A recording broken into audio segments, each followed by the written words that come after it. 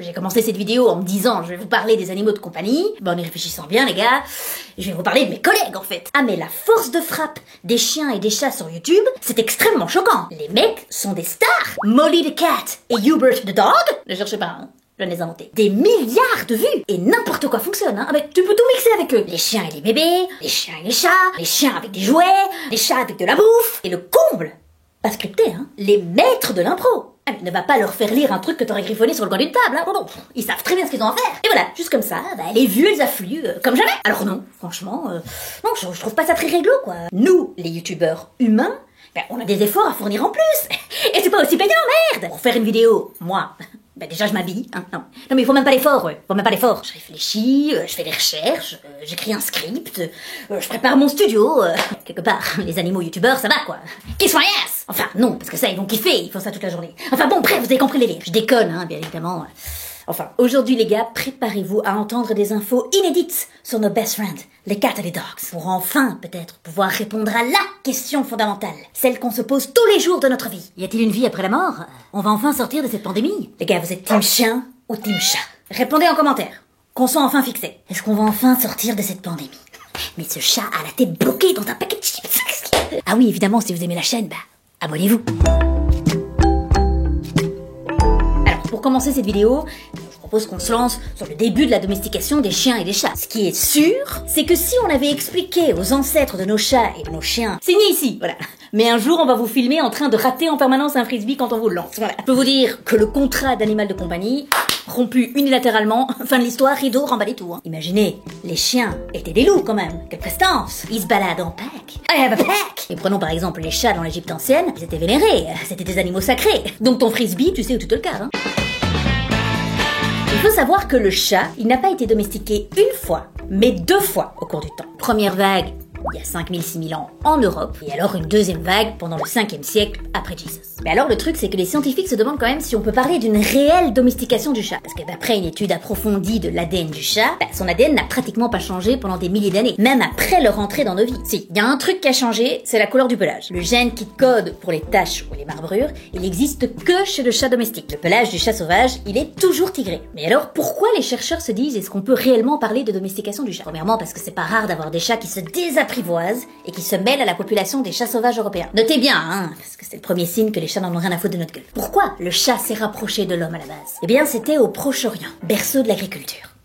Quel rapport? Le moment où les hommes se sont sédentarisés, hein, donc création de villages, début de l'agriculture, égale stock de blé et d'orge, qui ont attiré les rongeurs, les rats. Alors je peux vous dire que l'autre à ce moment-là, ding ding ding ding, il a fait le coup. Patrick, il y a des chats qui s'appellent Patrick. Si. À quelle heure on a le meeting avec les humains là? 14h. On va les coller, ils vont pas comprendre. Ils pensent qu'on est là pour tuer les rats, mais on a un plan pour conquérir le monde. Dans 5000 ans, on sera assis sur des coussins qui sentent la rose, à manger de la bouffe d'une marque qu'ils auront appelée Whiskas, ce qui veut dire moustache.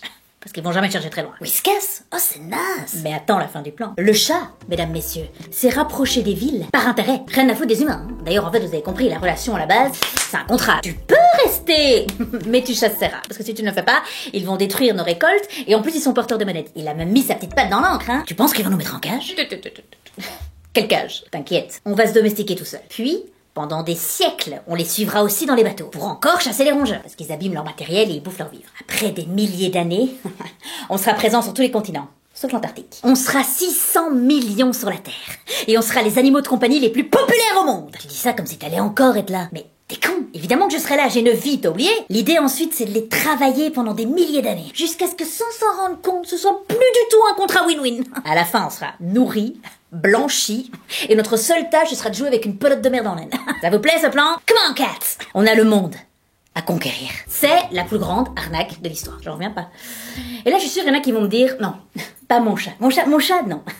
Mais he's an actor! Wake up! Et c'est genre, il te kiffe pour recevoir sa bouffe.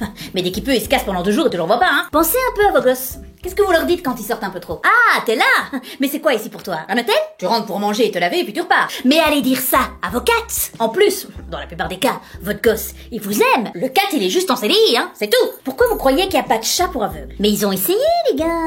Sauf que la négociation n'a jamais abouti parce qu'en retour, ils voulaient un petit billet, mais bien sûr. Bon, allez, je mens un peu parce qu'il y a une étude qui a été réalisée par Current Biology et qui montre que 64% des chats montrent de la confiance pour leur maître. Donc on peut déduire une certaine affection. Par contre, l'étude montre que 36% des chats n'aiment pas leur maître, voire les craignent. Je trouve le pourcentage élevé quand même. Ils nous entubent, les kitty cats. À la base aussi, on disait que les chiens avaient été domestiqués 2 fois. Mais là, les nouvelles études semblent montrer que le chien n'a été domestiqué qu'une seule fois. Mais la date est très large, hein. C'était il y a entre 20 000 et 40 000 ans. En fait, le plus vieux fossile incontesté, c'est une mâchoire d'un chien domestiqué qui date d'il y a 14 700 ans. Et on connaît des restes ressemblant à ceux du chien qui datent d'il y a 35 000 ans. Les chercheurs estiment que les chiens et les loups ont divergé génétiquement il y a entre 36 900 ans et 41 500 ans. Vous savez ce que ça veut dire? Que les 400 races de chiens existantes aujourd'hui ont encore des traces de gènes de loup. Même ce gars. Respectez-moi, ok? J'étais dans une meute, moi. Bon d'accord, j'étais pas un alpha, mais bon.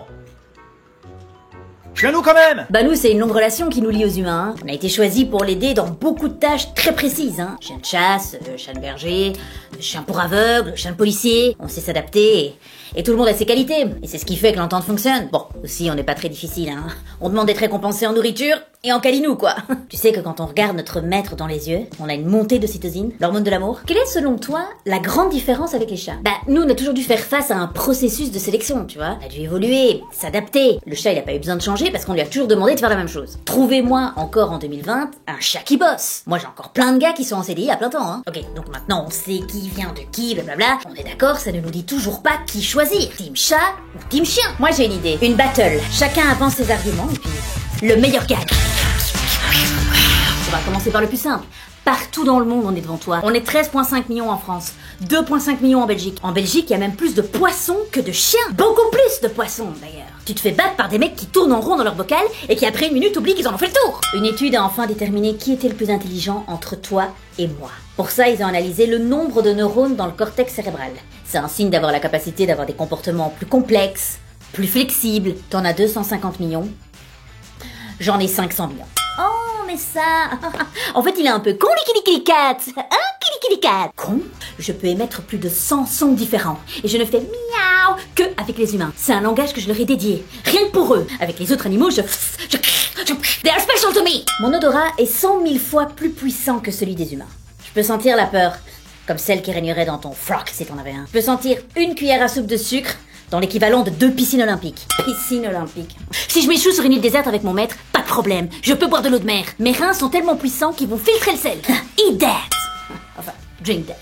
La race de chien la plus ancienne est la race Salouki. Ils sont apparus dans l'Égypte ancienne. Anubis, ça te parle? Anubis. Mais j'étais animal sacré dans l'Égypte ancienne, de quoi tu me parles? En période de famine, les paysans ils préféraient mourir plutôt que de me tuer pour me bouffer. Et accessoirement, je sais tourner mes oreilles à 180 degrés. Quel rapport?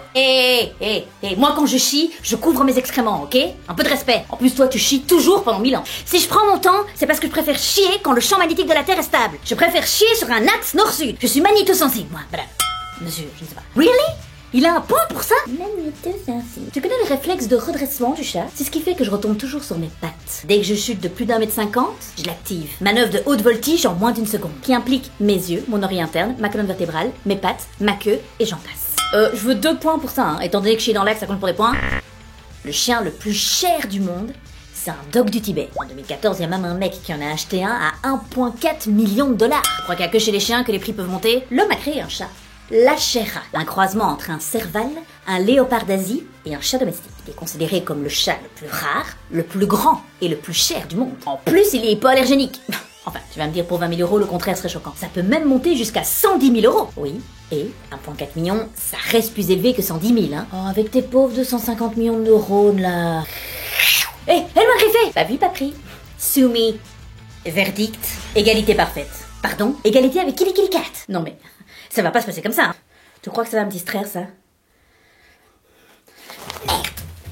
Bon, vas-y, lance-la, lance la balle, vas-y, lance la balle, vas-y, lance-la. Oui, enfin, 500 millions et 250 millions de neurones. Enfin, moi j'en ai 14 milliards, les petits loups. Ils sont mignons, mais ils sont un petit peu cons quand même. Bon, les gars, visiblement, c'est pas aujourd'hui qu'on va déterminer quel team est mieux que l'autre. L'important, c'est de trouver un animal de compagnie qui vous convient, et puis, de le gâter, parce que... bon, ils sont cute, c'est vrai. Oh my god, look at the kitty cat. Et le magnétosensible. Si vous avez aimé la vidéo, les gars, n'hésitez pas, le petit pouce bleu et le petit commentaire. À la semaine prochaine, et évidemment, la phrase du jour, j'allais l'oublier avec ce confinement. Aujourd'hui, phrase de Monsieur Emmanuel Kant. La cruauté envers les animaux est la violation d'un devoir de l'homme envers lui-même. Ciao.